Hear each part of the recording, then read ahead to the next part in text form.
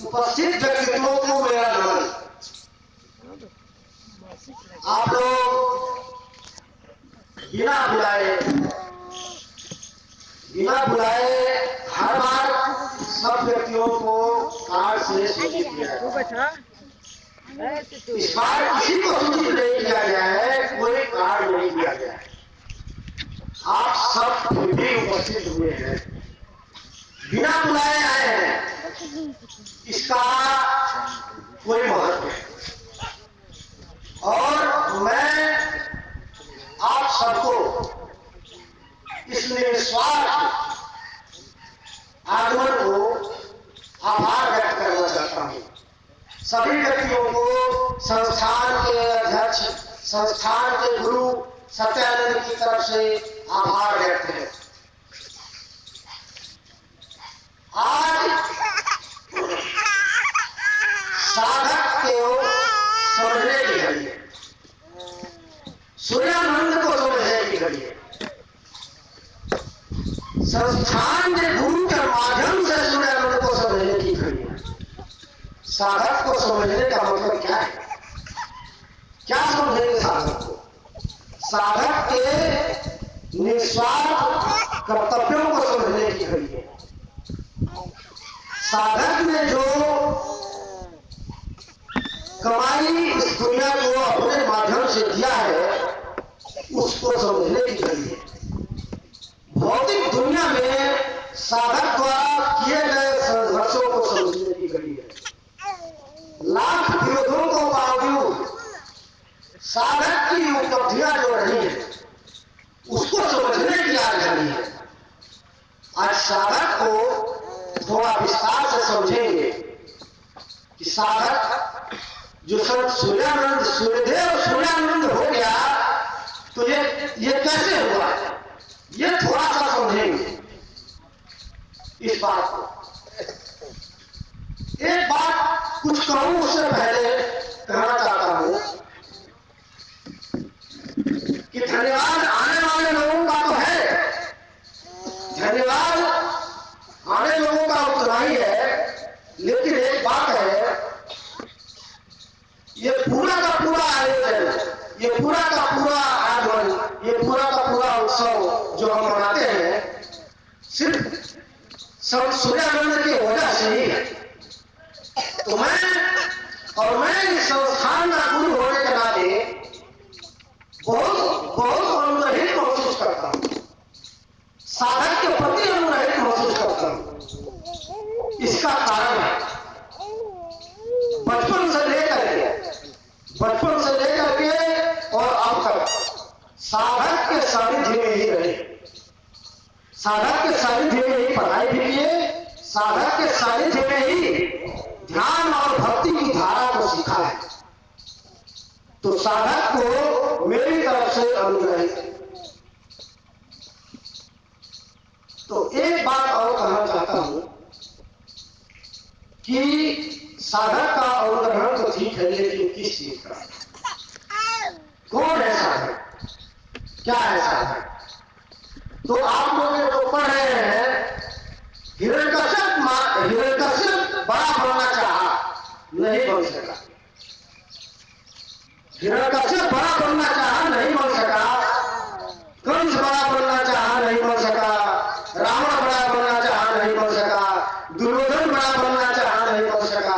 अंगुलीमाल बनना चाहा, नहीं बन सका।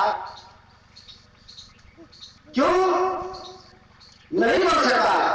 बुद्ध गुरु के सामने नहीं बन सका। क्यों? बुद्ध गुरु धर्म की रक्षा के लिए बुद्ध गुरु ने जो मसाल उठाई है, साधक आज उसी मसाल को आगे लेकर चल रहा है और इसलिए अनुग्रहित है। तो बुद्ध गुरु ने जब राम थे, जब नरसिंह थे, जब कृष्ण थे, तो उस वक्त पर धर्म की हानि को रोकने के लिए या धर्म की स्थापना के लिए जो कोशिश की, जितने प्रयत्न किए, अपने हर युग में किए हैं, लेकिन जो प्रयत्न किए, साधक का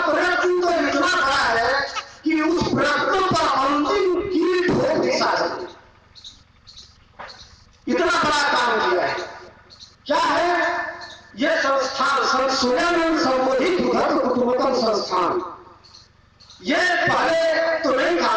रामायण में तो इसकी इस तरह की संस्थान की कोई स्थापना नहीं, जबकि राम रावण को हरा दिए थे। महाभारत में भी इस तरह की संस्थान की कोई स्थापना नहीं हो पाई। क्यों?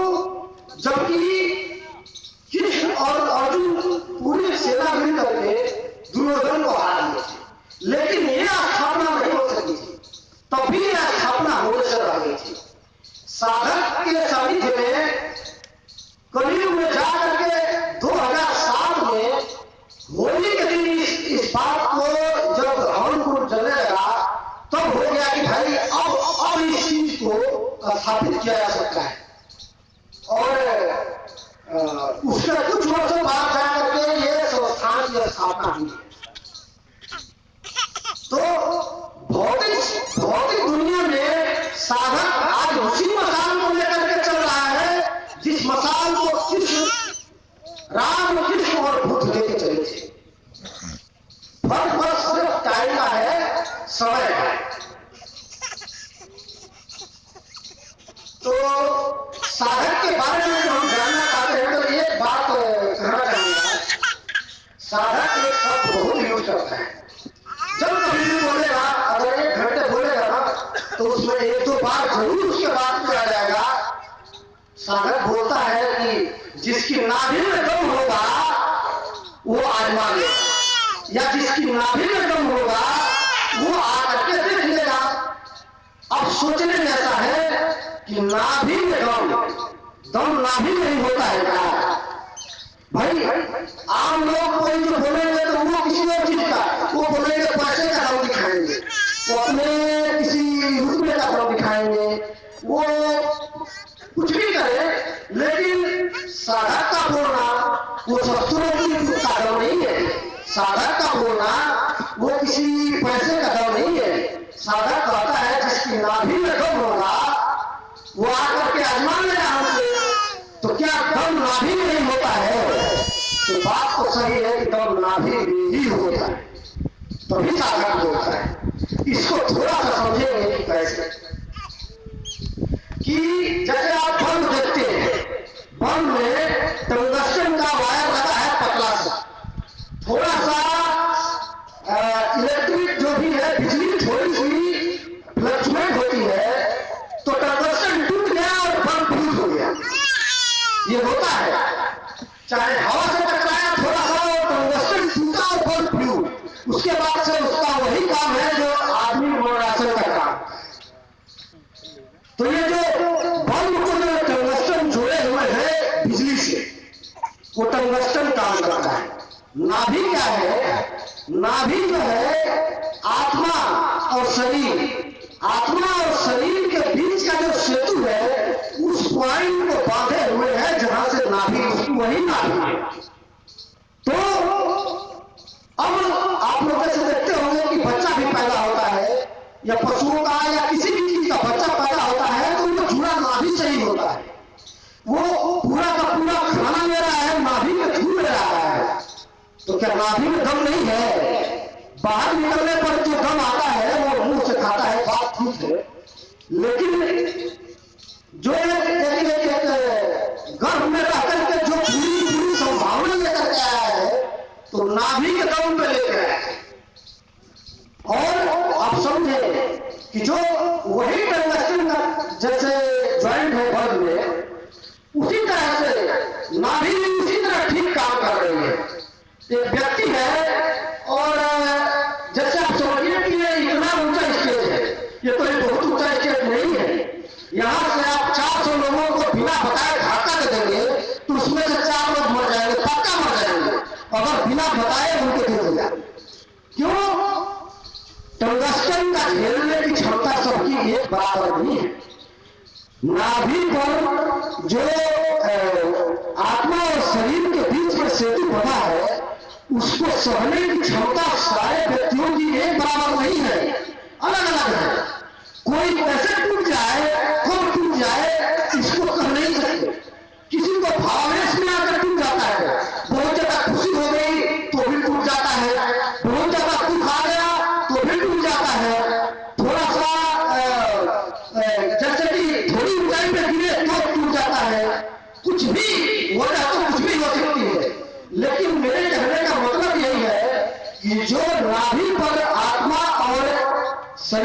सेतु है उसकी कैपेसिटी अलग अलग है, हर व्यक्ति की अलग है, किन्हीं तो की समान नहीं मिलेगी।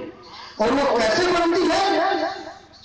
हर किसी के एनर्जी का लेवल है, चाहे वो भौतिकवादी हो, चाहे वो ध्यान से चल रहा हो, चाहे भक्ति से चल रहा हो, हर किसी के उस सेतु की जो कैपेसिटी है वो अलग अलग है। तो साधक की कैपेसिटी क्या है? साधक की कैपेसिटी क्या है इस मामले में समझिए। 56 इंच की जब सीना होता है तो आदमी पीएम बन जाता है। आप लोगों को मालूम होगा ना, 56 इंच का सीना हो तो आदमी पीएम बन जाता है। लेकिन साधक का क्या है? 84 लाख से ज्यादा इंच का सीना है। 84 लाख क्यों कहा? हिंदू धर्म में कहा गया है कि 84 लाख योनियां होती है, तो 84 लाख से ज्यादा का सीना है। क्यों 84 लाख से ज्यादा? क्योंकि योनियां तो छोड़िए, शून्य और महाशून्य जिस चीज में समाहित हो जाते हैं, जिस परम नाम साहेब में समाहित हो जाते हैं, उस परम पुरुष के बराबर की ऊर्जा का लेवल साधन करता है। तो 56 लाख योनियों, इंच योनियों के बराबर सीना साधक का है, ऐसा कहना कोई अतिशयोक्ति नहीं है। बिल्कुल लॉजिकल बात है कि यह कही जा सकती है। दूसरा, साधक के संघर्षों को समझिएगा। बचपन से लेकर के कौन सी जिम्मेदारी को साधक ने नहीं निभाया? कौन सी जिम्मेदारी को नहीं निभाया? क्या घर के किसी काम को नहीं किया, छोड़ करके चला गया क्या? नहीं। पूरे के पूरे मुकदमे, पूरे के पूरे घर के काम, पूरी की पूरी खेती को संभालना, पूरे के पूरे परिवार का एक जो उत्तरदायित्व किसी व्यक्ति का हो सकता है वो सारा का सारा निभाना, प्लस समाज में रहते हुए अपने विरोधियों के पूरे वर्चस्व को झेलते हुए ध्यान को लेकर के चलना, इसको आसान काम समझते हैं आप? आदमी उतने नहीं, एक छोटा सा प्रॉब्लम होता है, आदमी उतने नहीं उलझा हुआ है। साधक का जो समर्पण कहिए बुद्ध गुरु के प्रति, और जो उत्तरदायित्व कहिए इस देश और इस धर्म के प्रति, कितना बड़ा ये है कि साधक कर रहा है। और इतने संघर्षों के बाद भी साधक की अनवरत ये चलने वाली ध्यान की प्रक्रिया जिसको साधक सहेजता है, यह अपने आप में गर्मा हुआ है। तो जब महाभारत हुई तो उस टाइम पर अर्जुन को जो कृष्ण ने गीता सिखाई, गीता का पूरा सार यही था कि अर्जुन शून्य हो जाए और महाभारत एनर्जी से लड़ लिया जाए। सेना से तो वो लड़ते ही हैं। 18 दिन या जितने दिन भी गीता चली थी, गीता क्यों चली उतने दिन? सिर्फ अर्जुन को शून्य करने के लिए चली थी, बाकी गीता का कोई उद्देश्य नहीं था। और अर्जुन शून्य हुआ तो गीता वहीं बंद हो गई और महाभारत शुरू हो गया। तो महाभारत की जिस मिसाल को, महाभारत के जिस उद्देश्य को कृष्ण ने कहा था, क्या कहा था?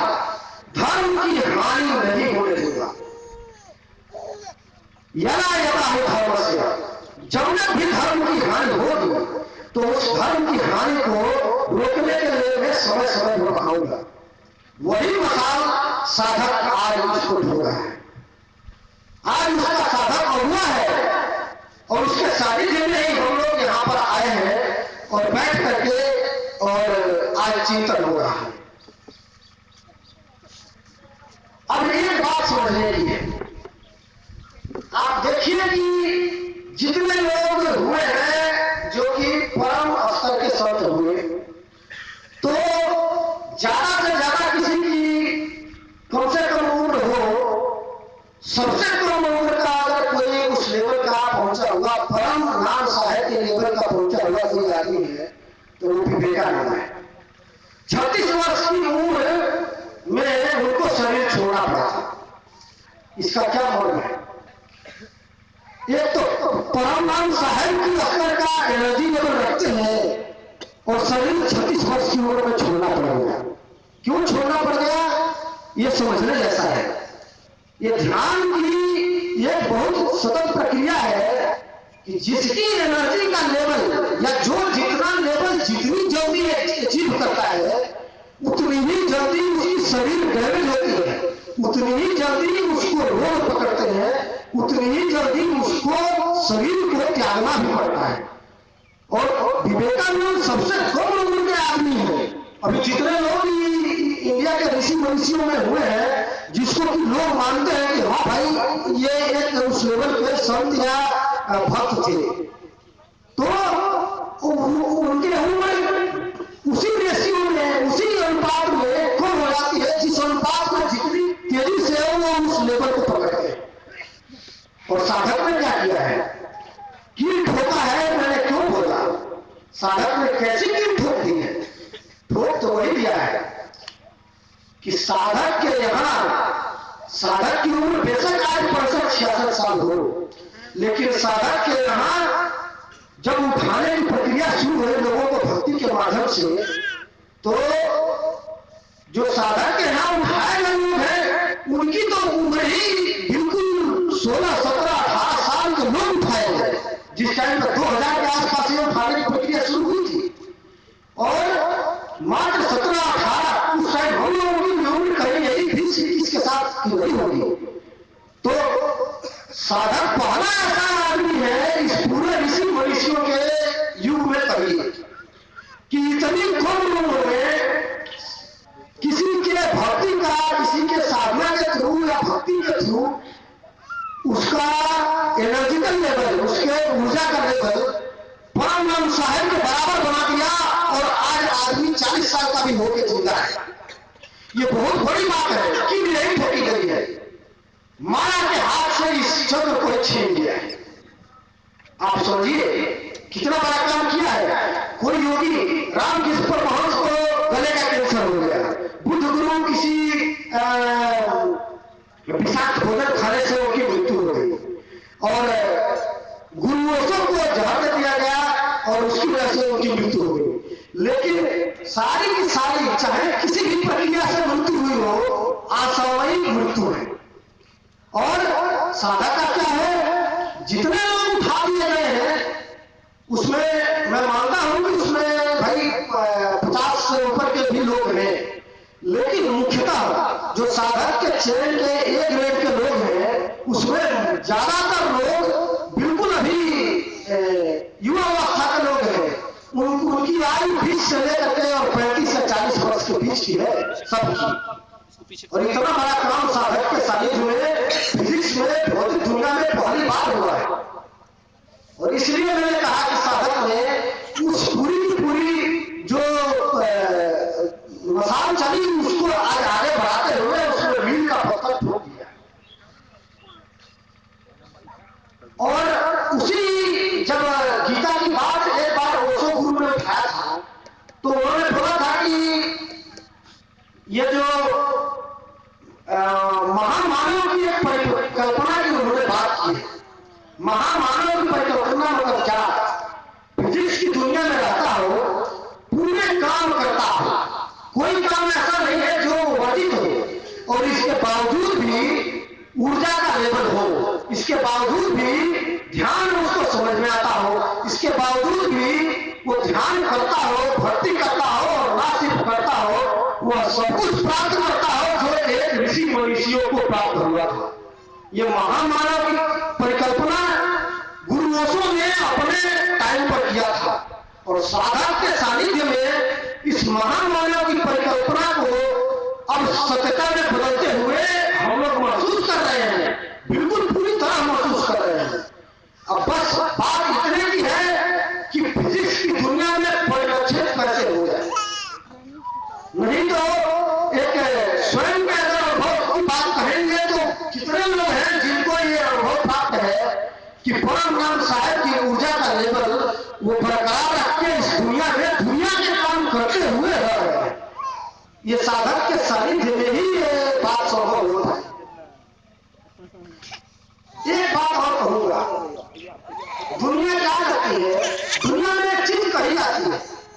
कि जल में रह करके और मगर से बैर नहीं करना चाहिए।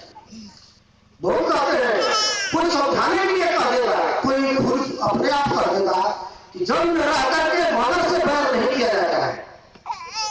लेकिन साधक के परिप्रेक्ष्य में क्या है, संत सुदानंद के परिप्रेक्ष्य में क्या है? संत सुदानंद जल में रहते हैं, जल में रहते हैं, वो एचपी कॉम्बिनेशन में नहीं रहते हैं, रासायनिक सूत्र के कॉम्बिनेशन में साधक संत सुदानंद नहीं रहता है। साधक जल में नहीं रहता है। कहां रहता है साधक?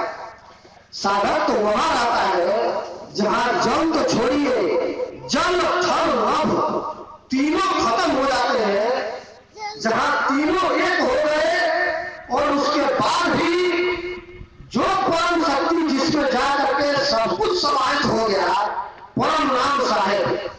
सागर परम नाम साहेब का मतलब क्या? 84 नंबर के सागर का गुलाबी कलर ऊर्जा का सागर। तो सागर गुलाबी कलर ऊर्जा के सागर में रहता है, वो जल में रहने वाला थोड़ी है। तो फिर जो बुद्ध गुरु ने ये जो बात जिसके हमेशा ये धर्म की हानि को रोकने के लिए जो बोला है, उस मसाल को कैसे कैसे उसको आगे बढ़ा रहा है साधक कि अब उसका कैसे कोई बिगाड़ सकता है?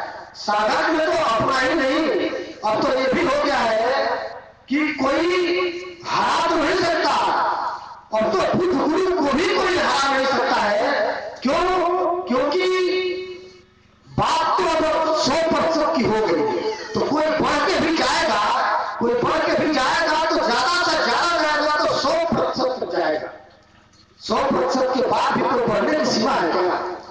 तो आप कोई बराबर तो हो सकता है, लेकिन उससे बड़ा होने का कोई कारण अब है ही नहीं। और इसलिए अब तो वो बोल दिया गया है कि अब चाहे कोई कितना भी बड़ा बन जाए, अब हरा नहीं सकता। बराबर में आ जाएगा, हाथ मिला जाएगा, गले मिलेगा। हराने का प्रश्न अब खत्म हो चुका है, हराने की बात अब खत्म हो चुकी है। तो यहां पे उपस्थित लोगों को संत सुदानंद के बारे में समझते हुए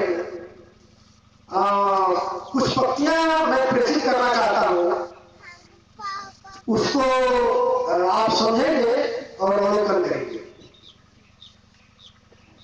हरिजन के लिए मित्र है, हरिजन के लिए मित्र है, दुर्जन के लिए काल। हरिजन कौन सा हरिजन?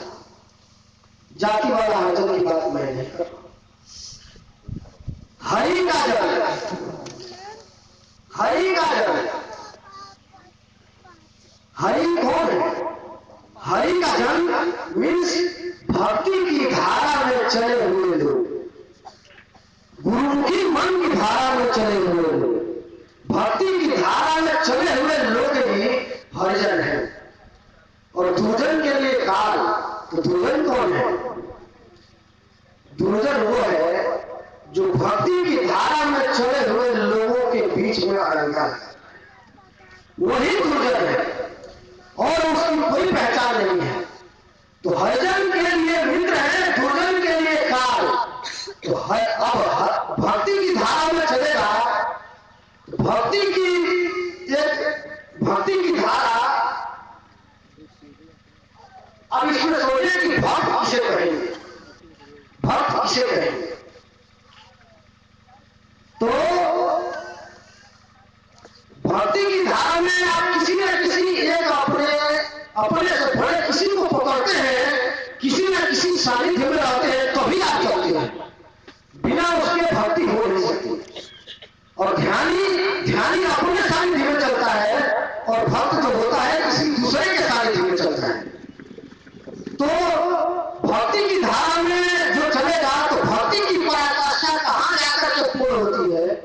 तो मैं उस पर एक बात कहना चाहता हूं, सुमिरन मेरा हरि करे, सुमिरन मेरा हरि करे तब पूर्ण सारे धाम, सुमिरन मेरा हरि करे तब पूर्ण सारे धाम।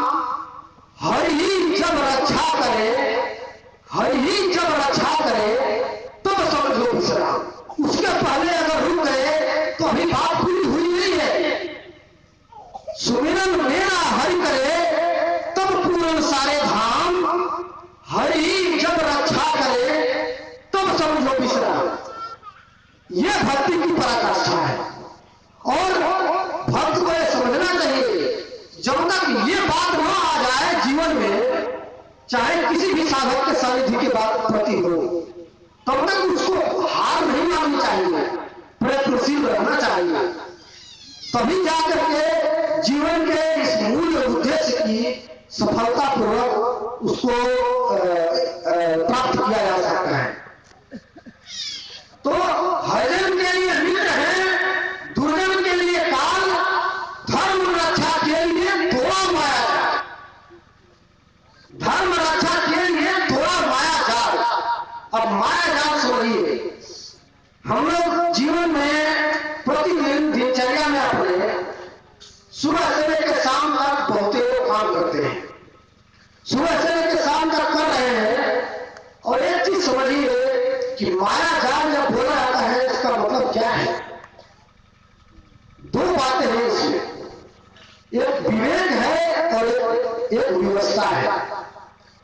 जितने काम आप लोग सोचिएगा, अपने आप से सोचिएगा, जितने काम आप अपने विवेक से करते हैं, जितने भी काम आप अपने विवेक से करते हैं, वही भक्ति का काम है।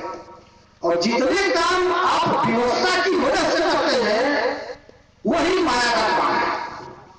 व्यवस्था माया का काम है, स्वतंत्रता माया का काम नहीं है। और इसीलिए माया जाल बोला गया है उसको। तो आप अवलोकन करिएगा, चिंतन करिएगा कि कितने काम हम अपनी दैनिक दिनचर्या के व्यवस्था में करते हैं और कितने काम दैनिक दिनचर्या के विवेक की वजह से करते हैं। जैसे आप समझिए, मैंने शुरू में कहा यहां आने का किसी को निमंत्रण दिया नहीं गया है, फिर भी आप आए हैं। क्या इसको व्यवस्था बोलेंगे? क्या ये व्यवस्था है? यही विवेक है। क्या और लोगों को पता नहीं था कि यहाँ पे हवन का प्रोग्राम या यहाँ पे जो उत्सव मनाया जाता है, होली के अगले दिन होता है?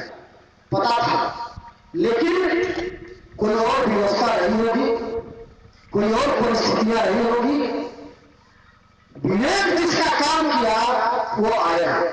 और निस्वार्थ से जो हो जाए वही विवेकशील है, बाकी कोई चीज विवेकशील नहीं बोल सकते उसको। तो हरिजन के लिए मित्र है, दुर्जन के लिए काल, धर्म रक्षा के लिए थोड़ा माया जाल। परंपराएं मिट गई, परंपराएं मिट गई, अविरल हुआ बसंत, निरंतर धारा चलने लगी। परंपराएं मिट गई, अविरल हुआ बसंत, पूर्ण कमल ही खिल उठा, साधक हुआ स्वर्ग। गरुड़ भी अब कलरव करे, गरुड़ कमल जो लक्ष्मण को जब शक्ति बाण लगा था तो गरुड़ ने ही जाकर के नाग फांस काटा था। तो वह गरुड़ गुरुमुखी बन भी सकती है। रंग भेद साधना कोई बहुत बड़ी साधना थोड़ी है।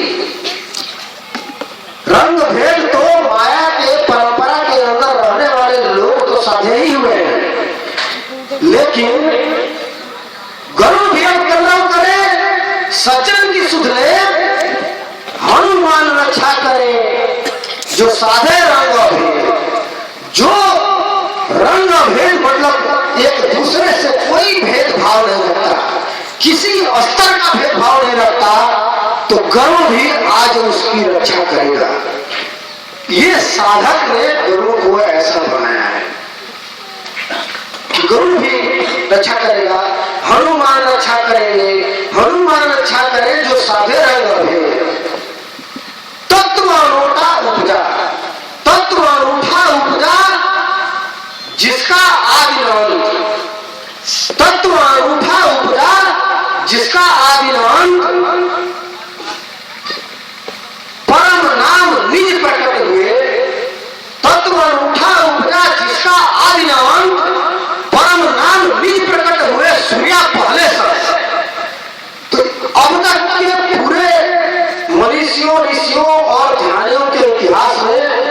पहली बार हुआ है कि संत सूर्यानंद परम नाम साहेब की कैपेसिटी के रखते हुए आज पूरी कैपेसिटी को रखते हुए इस भौतिक दुनिया में चल रहे हैं। इससे पहले आज तक ये कैपेसिटी लेकर के और फिजिक्स में कोई नहीं था।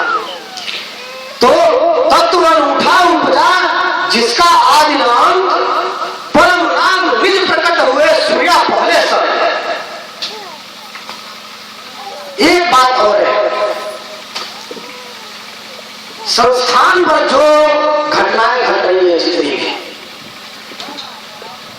चाहे वो होली के अवसर पर हो, दिवाली के अवसर पर हो, या इन दो अवसरों को छोड़ दिया जाए तो जो लोग और भी अवसर जो होते हैं जो दैनिक जीवन में साधक के साथ रहते हैं, तो जितनी भी घटनाएं घट रही है आप समझिए कि सारे के सारे लोग साधक के इस अचीवमेंट का, साधक की इस प्राप्ति के बहुत बड़े सहभागी हैं। और आप लोगों का ये एक बहुत बड़ा आभार है संस्थान का और धर्म का, क्योंकि बिना तो धर्म रक्षा ही है। बहुत बड़ा आभार है और आप लोग एक दिन इस पर गौरवान्वित महसूस करेंगे कि हम भी उस घटना के, उस घड़ी के सहभागी बने थे कि जिस स्तर का साधक या संत के सानिध्य में हमने कुछ पल बिताए थे। और संत जी को संत सूर्यानंद जी को समझने का जो काम है वो तो मतलब अकथ्य है, उसको कहा कितना जाएगा। वो तो पहले भी बोला कि वो कहा नहीं जा सकता। तो और पूरा का पूरा आप लोगों की सहभागिता का संस्थान धन्यवाद देता है। और अंत में आप लोगों के भीतर बैठे हुए आत्माओं से मेरा नमन, आत्माएं मेरा नमन स्वीकार करें। जय हिंद।